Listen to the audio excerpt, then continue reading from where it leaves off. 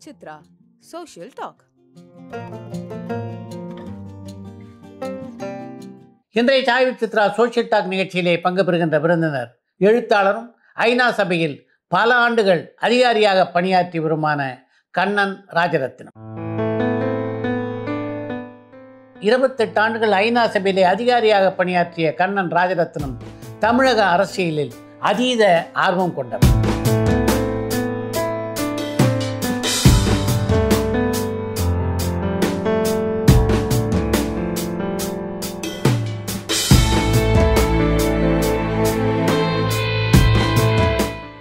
I was one of those fortunate students. Professors Thomas Schonbaum and the late Gabriel Wilner's trust in me, a first-generation high school graduate from a modest Indian background, made Georgia law possible for me. Hindu Times of India உட்பட பல பத்திரிகைகளில் அரசியல் கட்டுரைகளை எழுதியுள்ள இவர் அண்ணா என்ற பெயரிலே அண்ணாவுடைய வாழ்க்கை வரலாற்றையும், எம்ஜிஆர் எ லைஃப் என்ற பெயரிலே எம்ஜிஆருடைய வாழ்க்கை வரலாற்றையும் புத்தகமாக எழுதியுள்ளார். இவர் எழுதியுள்ள இன்னொரு குறிப்பிடத்தக்க புத்தகம் தி டிஎம்கே இயர்ஸ் என்ற புத்தகம். முத்தமிழறிஞர் கலைஞரோடு நெருங்கி பழகின்ற வாய்ப்பினை பெற்ற கண்ணன் ராஜரத்னம் தன்னுடைய வாழ்க்கை அனுபவங்கள் பலவற்றை இந்த நேர்காணலிலே பகிர்ந்து கொண்டிருக்கிறார். Chai with Chitra, Social Talk.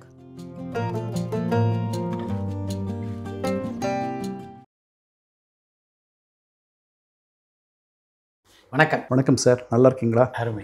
முதல்ல உங்களை பற்றி சொல்லுங்கள். என்னை பற்றி இப்போ எனக்கு 62 வயதாகுது, 63 நெருங்கிட்டு இருக்கேன். நான் பிறந்தது வளர்ந்ததெல்லாம் சென்னை வண்ணாரப்பேட்டை. படித்ததெல்லாம் ஆங்கிலோ இண்டியன் ஹை ஸ்கூல்ஸ், அந்த system. Saint Mary's higher secondary school, அப்போ ஹை ஸ்கூல். அது அரண்மனைக்கார தெருவில் இருக்குது. அது அந்தோணியார் கோவில்னு சொல்லுவாங்க. அந்த சர்ச் அதோட இணைஞ்சிருக்கு. அதில் செவ்வாய்க்கிழமையான விசேஷம், நிறைய பேர் வருவாங்க போவாங்க. அங்கே தான் நான் 10வது வரைக்கும் படித்தேன். 3லேருந்து 10வது வரைக்கும். ராயபுரத்தில் இருந்த சென்ட் கெவின்ஸ்ன்ட்டு இன்றைக்கி இருக்கிற கேர்ள்ஸ் ஸ்கூலில் அப்போ கிட்டத்தட்ட 2வது வரைக்கும் ஆண்களையும் பெண்களையும் சேர்த்துக்கிற ஒரு நர்சரி ஸ்கூலும் இருந்துச்சு. அதில் 2வது வரைக்கும் படிச்சுட்டு அப்புறம் இங்கே 3வதுக்கு அங்கே அந்த நாற்றாங்காலிலேருந்து இங்கே டிரான்ஸ்பிளான்ட் பண்ணி கொண்டு வந்தாங்க. அப்புறம் நான் 10வது முடிக்கிறச்சே, நான் தான் ஃபஸ்ட்டு +2 செட் முடிக்கிறச்சே எங்களுக்கு இது கிடையாது, +2 வரலை. அதனால் டஃப்டன் காரி அப்படின்னு புருஷவாக்கம் டஃப்டனில் இருக்குது, அங்கே போய் +2 முடிச்சுட்டு அதுக்கு பிறகு புதுக்கல்லூரி நியூ காலேஜில் பிஎஸ்சி கெமிஸ்ட்ரி சேர்ந்தேன். எல்லோரும் மாதிரியும் மெடிசன் படிக்கணுன்ற ஆசை எனக்கும் இருந்துச்சு. பட் போதுமான அளவு மார்க்கு கிடையாது. அதனால் த நெக்ஸ்ட் பெஸ்ட் திங், அந்த வெள்ளைக்கோட்டு போட்டுட்டு லேபில் போகிற ஒரே ஒரு விஷயம் எங்கே நடக்கும் அப்படின்னா அந்த பிஎஸ்சி கெமிஸ்ட்ரியில் நடக்கும். என்னுடைய பெற்றோர்கள்லாம் பெருசாக படித்தவர்கள் கிடையாது. எங்கள் அம்மா 6வது வரைக்கும் தான் படித்தவங்க, எங்கள் அப்பா 4th ஃபாரன்.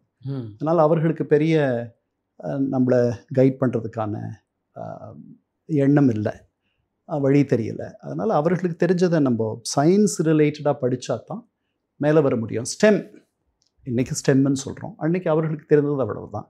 அதனால் அங்கே போகணும்னாங்க. நான் போய் பிஏ ஹிஸ்ட்ரி சேர்ந்தேன்.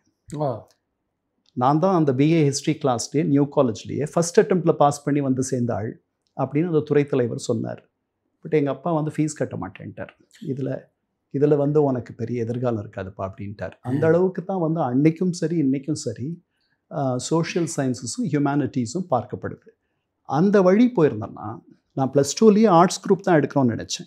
ஆனால் வீட்டில் அவர்கள் அனுமதிக்கலை. அங்கேயும் ஆர்ட்ஸ் குரூப்பில் போய் சேர்ந்து பணம் கட்ட மாட்டார்ன்றதுனால science group, chemistry, physics, zoology, math இந்த குரூப்பில் போய் சேர்ற மாதிரி ஆச்சு. அதனால் பெரிய சயின்ஸ் ஆர்வமெல்லாம் கிடையாது. தெரியாதனமாக கெமிஸ்ட்ரியில் +2ல் டிஸ்டிங்ஷன் வாங்கிட்டேன். அதனால் அங்கே போய் சேர்ந்தேன்.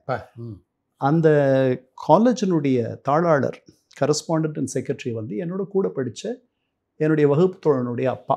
அவர் பின்னாடி வஃப் போர்ட் சேர்மனெல்லாம் ஆனார் எம்ஜிஆர் காலத்தில். அதனால் அங்கே போனேன். இல்லைன்னா லாயலாக போயிருக்கணும்.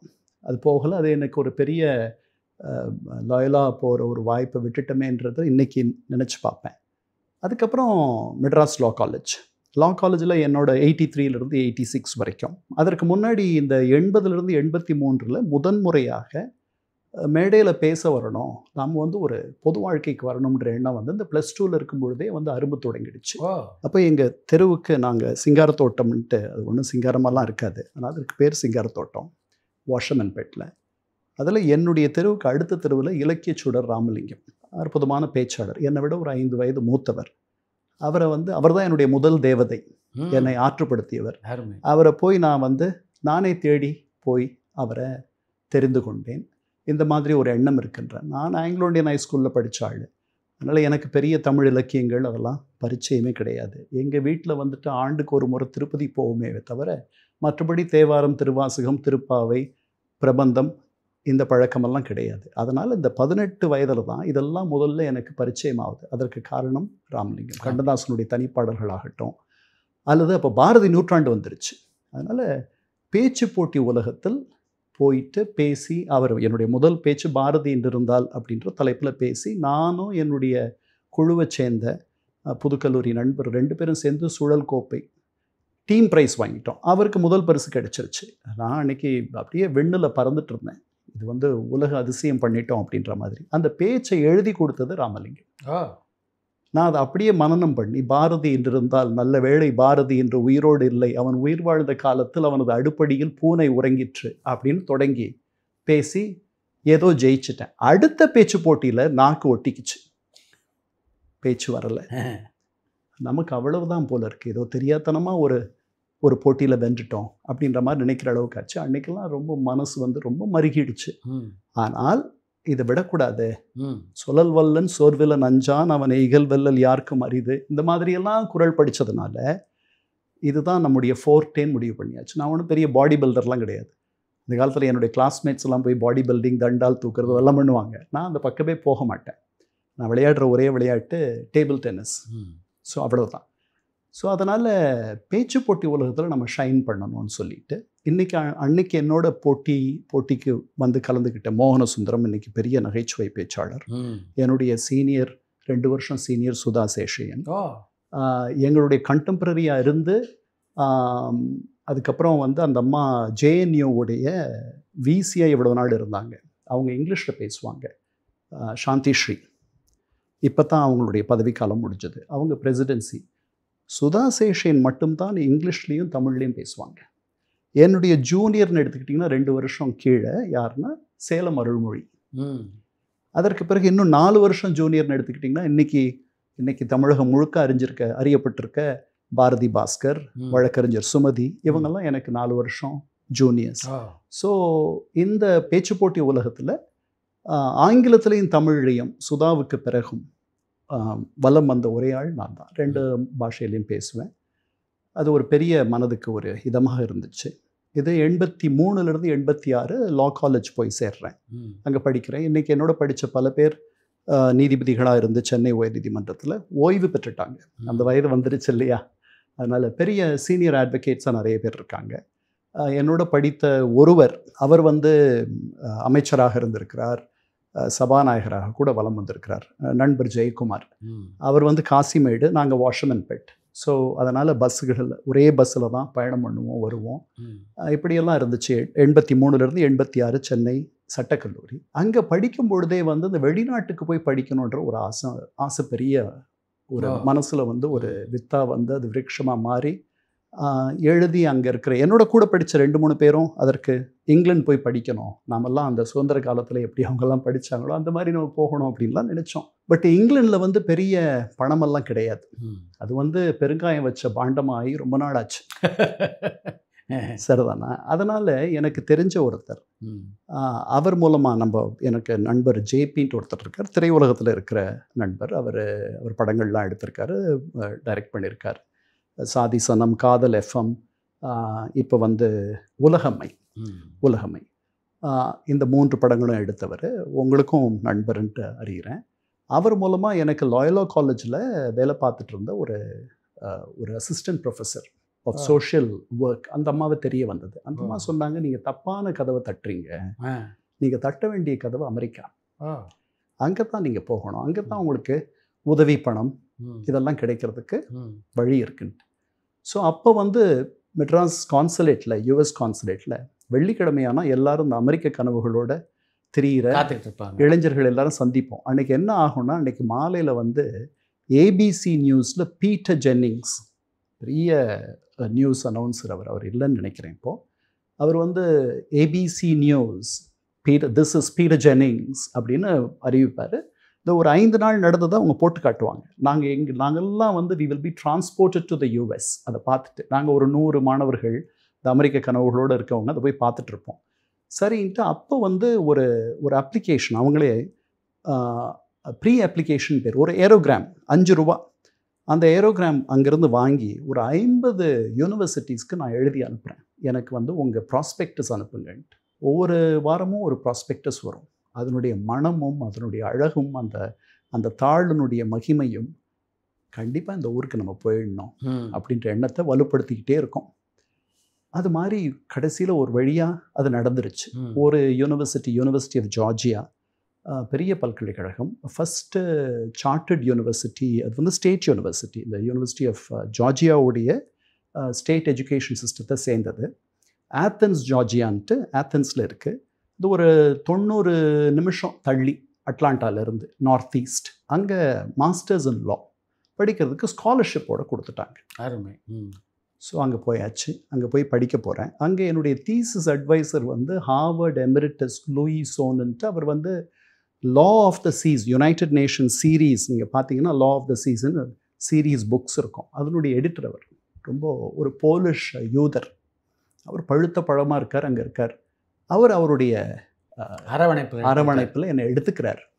நான் வந்து அங்கே சுயநிர்ணயம் பற்றி ஒரு தீசிஸ் பண்ணுறேன். அதை வேகமாக பண்ணி முடிச்சிடுறேன். அந்த நேரத்தில் இங்கே வந்து எம்ஜிஆர் தவறிடுறார். எனக்கு எப்போவுமே இந்த பொது வாழ்க்கைக்கு போகணுன்ற எண்ணம் இருக்குன்னு நான் சொல்லிட்டு இருந்தேன் இல்லையா. அதனால் வந்துட்டு அவர் அங்கே இருக்கிறதுக்கான எனக்கு அங்கே வந்து பேக்கர் அண்ட் மெக்கன்சின்னு சொல்லிட்டு சிகாகோவில் இருக்க ஒரு பெரிய லா ஃபார்ம், அவங்க பம்பாயில் ஆஃபீஸ் வச்சுருக்காங்க.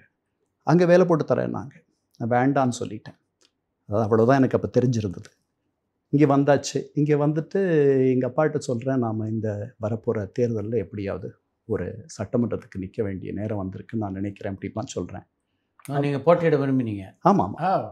ஸோ அப்போ வந்து இந்த எம்ஜிஆர் மறைவுக்கு பிறகு நான் நினச்சது அதிமுக இருக்காதுன்னு நினச்சேன். இப்போ நீங்கள் இவரை பார்த்தீங்கன்னா, நம்ம மோகன்தாஸோடைய புக்கை பார்த்தீங்கன்னா, அவர் சொல்கிறாரு, எம்ஜிஆர் சொல்கிறாரு, தனக்கு பிறகு பிரளயம்தான் அப்படின்னு சொல்கிறத அவர் பதிவு பண்ணியிருக்கார். ஸோ எம்ஜிஆருக்கே அந்த நம்பிக்கை பெரிதாக இல்லைன்னு தெரியுது, மோகன்தாஸ் சொல்கிறது உண்மையாக இருக்க பட்சத்தில். நானும் வந்து இந்த பார்ட்டி ஒரு வேளை சிதறி போயிடுமோ, எனக்கு அப்போ தெரியாது இந்த ஜெயலலிதா அம்மையாருடைய வலிமை, அவங்க ஒரு விஸ்வரூபம் எடுக்க போகிறாங்கன்னு தெரியும் அப்படின்றது தெரியாது, யாருக்குமே தெரியாது. நிறைய பேர் வந்து under estimated her and her staying power. இது ரொம்ப பொது வாழ்க்கை ரொம்ப கடினமானது. அதில் இருக்கிறதுக்கு வந்துட்டு உங்களுக்கு நிறைய தாக்கு பிடிக்கும் திறம் வேணும். ஸோ இப்படியெல்லாம் நினச்சிட்டு திமுக தான் இருக்கும் அப்படின்னு நினச்சி திமுகவில் சீட்டெல்லாம் கேட்டதெல்லாம் உண்டு. அதெல்லாம் நடக்கலை. அதனால் வந்துட்டு கொஞ்சம் எனக்கு தாக்கு பிடிக்கும் திறன் இல்லை. அதனால் இருந்து நின்று போராடி எல்லாரையும் தெரிஞ்சுக்கிட்டு நம்முடைய there is a price to pay இல்லையா. உங்களை வந்து ஒரு பார்ட்டி ஃபீல்டு பண்ணுதுன்னா அந்த பார்ட்டிக்கு நீங்கள் வந்து தெரிஞ்சவராக இருக்கணும். நீங்கள் ஏதோ அமெரிக்காவில் போய் படிச்சுட்டு வந்துட்டீங்கன்றதுக்காக அவங்களை கொடுக்க மாட்டாங்க. அந்த மாதிரியெல்லாம் வந்திருக்கு இப்போது இந்த 20, 30, 40 ஆண்டுகளில். இப்போ நீங்கள் பார்த்தீங்கன்னா திரிணாமுல் காங்கிரஸில் அந்த மாதிரியெல்லாம் பண்ணுறாங்க. வேறு சில கட்சிகளில் அந்த மாதிரி வெளியில் காலகட்டத்தில் அப்படி இல்லை. லேட்ரல் என்ட்ரி இன்றைக்கி நடக்குது. ஸோ அதனால் நான் திருப்பி அவர் என்ன சொன்னார், என்னுடைய ப்ரொஃபஸர் அவர் லூயி சோன், இங்கே Fletcher school of law and டிப்ளமசின்னு இருக்குது, உனக்கு பொது வாழ்க்கை ஆசை இருக்குது, நீ வந்து அங்கே படிக்கிறது நல்லதுன்னு நான் நினைக்கிறேன் அப்படின்றார். ஸோ நான் திரும்பி வந்துட்டு இதெல்லாம் இந்த முயற்சியெல்லாம் பண்ணும்பொழுதே அங்கே வந்து எம்எல் முடிச்சிட்டதுனால நான் படித்த சட்டக்கல்லூரியிலேயே இளநிலை பேராசிரியராக போய் சேர்ந்து வேலை பார்க்குறேன். ஸோ இந்த ஒரு வருஷத்தில் இது நடக்குது. திருப்பி அமெரிக்கா போகிறதுக்கான முயற்சி நடக்குது. சட்டமன்றத்திற்கு போகணுன்ற அந்த வேட்கையினால் சில முயற்சியெல்லாம் நடக்குது. எல்லாம் அது தோற்று போயிடுது. திருப்பி அமெரிக்கா போயிடுறேன் பிஹெச்டி படிக்கிறதுக்கு. இதுக்கு இடையில் வந்துட்டு நான் என்னுடைய மனைவி அவங்கள சந்திக்கிறேன். அவர்களோடு எனக்கு திருமணம் நடந்து விடுகிறது. காதல் திருமணமா? காதல் திருமணம். எங்கே பார்த்தீங்க? அவங்க வந்து நான் லா காலேஜில் இந்த வேலைக்கு போகிறதுக்கு முன்னாடி நான் வந்து ஒரு பேச்சாளர்னு எனக்கு ஒரு நினப்பு, அந்த நினப்பு வேறு சில பேருக்கும் இருந்துச்சு. அதனால் அவர்கள் நடத்தின ஒரு போட்டிக்கு என்னை வந்து ஜட்ஜாக வந்து இருக்கிறதுக்காக கேட்க வந்தாங்க. ஒரு ஒரு ஒரு 6-7 பேர் சேர்ந்து வந்தாங்க. அதில் இவங்களை பார்த்த உடனே எனக்கு ஷீ ஸ்ட்ரக் மீ. ஏன்னா அடுத்த சந்திப்பிலேயே வந்துட்டு என்னோட நிரந்தரமாக இந்த வாழ்க்கை பயணத்துக்கு நீங்கள் வரணும் அப்படின்ற மாதிரி சொல்லி. 2வது சந்திப்பு. ஆமாம், ரொம்ப வேகமாக இல்லையா? ஸோ கண்டதும் காதல் அந்த மாதிரின்னு வச்சுக்கோமே. ரொம்ப ரொம்ப நேர்த்தியாக அவர்களுடைய உடை, அவர்கள் கட்டிய சேலையுடைய அழகு எனக்கு எல்லாம் பிடிச்சிருந்தது ரொம்ப. அதனால் அப்படி கேட்டேன். அது அதற்கு பிறகு அந்த திருமணம் எப்படியோ கூடி வந்துச்சு. அதில் சிக்கல்லாம் இருந்துச்சு, அதெல்லாம் தவிர்த்து எப்படியோ பின்னாடி. அப்புறம் 2 பேரும் நாங்கள் திருமணத்திற்கு பிறகு நான் இப்போ பிஹெச்டி படிக்கிறதுக்காக இந்த Fletcher school of law and Diplomacy அது அந்த பள்ளி இருக்கிறது வந்து டஃப்ட்ஸ் யூனிவர்சிட்டி. அது ஹார்வர்ட்லேருந்து ஒரு கொஞ்சம் தூரத்தில் இருக்குது. அதாவது ஒரு 4-5 பஸ் ஸ்டாப் எடுத்திங்கன்னா ஹார்வர்ட். இந்த ஸ்கூல் வந்து ஹார்வர்டோடவும் இணைஞ்ச ஸ்கூல். நீங்கள் ஒரு 4 செமஸ்டரில் ஒரு செமஸ்டர் நீங்கள் அங்கே பண்ணலாம். அங்கே இருக்கவங்க இங்கே படிக்கலாம். இங்கே தான் உங்களுக்கும் எனக்கும் மற்றவர்களுக்கும் ரொம்ப நல்லா தெரிஞ்ச 2 பேர் படிச்சிருக்காங்க. ஒருத்தர் சசி தரூர், அவர் அங்கே தான் பிஹெச்டி வாங்கினார். இன்னொருத்தர் நம்ம ஆனந்த் மஹிந்திராவுடைய அப்பா. ஸோ இது வந்து அவங்க நாட்டினுடைய மிக பழமையான சர்வதேச உறவுகள் சொல்லித்தர ஒரு ஸ்கூல். என்னுடைய மகள் கூட இப்போ அங்கே தான் படிக்கிறா, பிஹெச்டி பண்ணுறா. நான் அங்கே பிஹெச்டிக்கு சேர்ந்துட்டேன். ஒரு 3 வருஷம் முடிச்சுட்டு பிஹெச்டி ப்ரோக்ராமில் உள்ளே சென்று போயிட்ட பிறகு இப்போ வேலை தேடுறேன். நான் வந்து டிசர்டேஷன் மட்டும் எழுதி தரணும். எழுதி கொடுத்தா பிஹெச்டி கிடச்சிரும். இந்த நேரத்தில் வந்து டிசர்டேஷனும் எழுதலாம், பட் வேலையும் தேட வேண்டிய ஒரு சூழல் இருந்துச்சு. அப்போது எனக்கு தெரிஞ்ச ஒருத்தர் திடீர்னு எதேச்சையாக செரெண்டிபிட்டின்னு சொல்லலாம், நான் வேலை பார்த்த ஹார்வர்ட் ஃபேக்கல்ட்டி கிளப்னு சொல்லிட்டு ஒரு தங்குற இடம் உண்டு ஹார்வர்டுடைய ப்ரொஃபஸர்ஸ்க்காக, ஹார்வர்டுடைய போர்ட் ஆஃப் கவர்னர்ஸ்க்காக. அங்கே வந்து நான் இவரை பார்த்துருக்கேன். அவர் பேர் என்ன, ஜான் லித்கவ், நடிகர். அவர் வந்து போர்ட் ஆஃப் ஓவர்சீஸில் ஒரு மெம்பர். அதுக்கப்புறம் நம்ம ஆல் கோர் பின்னாடி வைஸ் பிரசிடென்ட் ஆனவர், அப்போ அவர் செனட்டர், அவர் ஒரு மெம்பர். அவங்கெல்லாம் அங்கே படித்தவங்க. அவங்கள வந்து நான் செக்இன் பண்ணுறது. அங்கே ஒரு 12 ரூம் இருக்குது. அவர்கள் அந்த சந்திப்புக்கு அந்த கூட்டத்துக்கு வந்தாங்கன்னா அங்கே தான் தங்குறதுக்கு அவங்களுக்கு ஹார்வர்ட் கொடுக்கும். அங்கே ரிசப்ஷனிஸ்ட் வேலை. அதுக்கப்புறம் வந்து ஷெஃப், ஒரு ஷெஃப்க்கு துணையாக இருக்கிற வேலை, சாண்ட்விச் பண்ணுற வேலை, இதெல்லாம் எல்லாரும் பண்ணுறது, இதெல்லாம் பண்ணுவாங்க. இதெல்லாம் பண்ணிகிட்டு இருந்த நேரம் அப்போ இடையில ஒரு நாள் ஒரு பெண்மணி அன்னைக்கு வராங்க. அவங்க யாரையும் அங்கே பார்க்குறதுக்காக. ஒரு இந்திய பெண், அங்கே ஹார்வர்டில் படிக்கிற அந்த பெண் வந்துட்டு பேச்சு கொடுக்குறோம். பேச்சு கொடுக்கும் பொழுது நான் இந்த வேலை தேடுறேன்றது சொன்ன உடனே எனக்கு வந்து சசி தரூர் என்னுடைய அத்தானுடைய கிளாஸ்மேட், எங்கள் அக்கா வீட்டுக்காரருடைய கிளாஸ்மேட். எங்கள் அத்தா யாருன்னா திருவல்லிக்கேணி ராஜு ராமச்சந்திரன், பின்னாடி வாஜ்பேயி காலத்தில் அசிஸ்டன்ட் சொலிசிட்டர் ஜெனரலாக இருந்தவர். அவரும் இவர் சசியும் ஒன்றா செயின்ட் ஸ்டீஃபன்ஸில் படித்தவங்க. உன்னுடைய சிவியை கொடு. இந்த சிவியில் ஒன்றும் இல்லை பெருசாக சொல்கிறதுக்கு, என்ன சிவி முடிக்கிறதுக்கு அங்கே எதுவுமே கிடையாது, ஒரே ஒரு பக்கம்தான் அது. அதை எடுத்துக்கிட்டு அந்த அம்மா வந்துட்டு பாஸ்டன்லேருந்து நியூயார்க் போய் அவரை பார்த்து அதை கொடுத்து, இது எனக்கு தெரிஞ்ச இவருக்கு அந்த நேரம் வந்து யுஎன்னுடைய பீஸ் கீப்பிங் வந்து பெரிய அளவில் வளர்ந்துட்டு வர நேரம். அது என்னாச்சுன்னா, இது நான் சொல்கிறது 1992. 1990 உங்களுக்கு பனிப்போர் முடிஞ்சு போச்சு. அதனால் அன்பிரசிடென்டட் கோஆப்ரேஷன் அங்கே யுஎனில் ரஷ்யன்ஸ்க்கும் யுஎஸ்க்கும் பல சிக்கலான இடங்கள்லாம் வந்துட்டு அவர்கள் 2 பேரும் இணைஞ்சு யுஎன்னுடைய பீஸ் கீப்பிங் தான் அதுக்கு தீர்வுன்னு நினைக்கிறாங்க. போல்போர்ட் வந்து இங்கே விழுந்துடுறாரு கம்போடியாவில். உடனே அந்த நாட்டை வந்து திருப்பி இணைக்கிற வேலை, ஒன்று கூட்டுற வேலை, நிர்மாணிக்கிற வேலை, தேர்தல்கள் நடத்த வேண்டிய வேலை, ஜனநாயகத்தை கொண்டு வர வேலை, இது மொத்தமும் யுஎன் தலையில் விழுது. பெரிய ஒரு ஆயிரக்கணக்கான ஆட்களை அவர்கள் வேலைக்கு எடுக்கிறாங்க அந்த இடத்துல. அதே மாதிரி சோமாலியாவில் அங்கே இருந்த சர்வாதிகாரி சையத் பாரி ஓடி போயிடுறார். அந்த நாடு அப்படியே வந்து கீழே விழுந்துருது. அங்கே வந்து எந்த அதிகாரமும் இல்லாத அனார்கி இருக்குது, நிறைய வார்லார்ட்ஸ். அங்கே வந்து திருப்பி பீஸ் கீப்பிங், அந்த பீஸ் கீப்பிங் தப்பாக போயிடுச்சு. 94 நிறைய அமெரிக்க வீரர்களை அவர்கள் கொண்டுட்டாங்க, 25 பாகிஸ்தானி வீரர்களை கொண்டுட்டாங்க. இதெல்லாம் நடந்துச்சு. அது வந்து பெரிய பீஸ் கீப்பிங் ஒரு தீர்வான்ற ஒரு சந்தேகத்தை பல நாடுகளுக்கு எழுப்பிடுச்சு. இதற்கு பிறகு இது வந்து ஆப்பிரிக்காவில் ஒன்று நடக்குது, ஏஷியாவில் ஒன்று நடக்குது. ஐரோப்பாவில் ஒரு மிகப்பெரிய யாரும் எதிர்பார்க்காத ஒன்று நடக்கிறது. யூகோஸ்லாவியா பிளவுபடுது. அங்கே அன்னைக்கு ஒரே நாடாக இருந்த யூகோஸ்லாவியா இன்னைக்கு 7 நாடுகள்: Slovenia, Croatia, Bosnia, Serbia, Macedonia, Kosovo, Montenegro, 7 நாடுகள். ஸோ இது நடக்குது. அங்கே குரோவேஷியாவில் அங்கே அமைதி காப்புப்படை அதனுடைய முதல் தலைவராக நம்ம ஜெனரல் நம்பியார் தான் போயிருந்தார் இங்கேருந்து.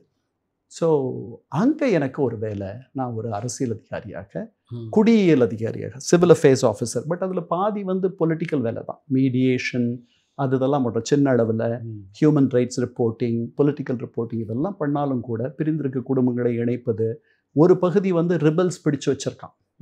அந்த இடத்துல நீங்கள் மாட்டிக்கிட்டீங்கன்னா பாதி குடும்பம் இங்கே இருக்கும், பாதி குடும்பம் இங்கே இருக்கும். இவர்களை இங்கேருந்து கொண்டு வர்றதுக்கு அங்கே இருக்கக்கூடிய அந்த ரிபல் அத்தாரிட்டிஸ் கிட்ட நம்ம பெர்மிஷன் கேட்கணும். அதை வாங்குறதுக்குள்ளே பொறுன்னு ஆகிடும். அங்கேருந்து இவங்களை கொண்டு வரணும். இதை நம்ம பண்ணோம்னா எத்னிக் கிளென்சிங்னு பேர் வந்துடும்.